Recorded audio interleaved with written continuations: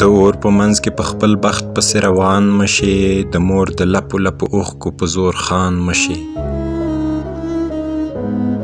ای ما غوندې ستړي به پر تا په ما پسې راځي، زما د پښو په چا پسې ځم ما پسې وران مشي.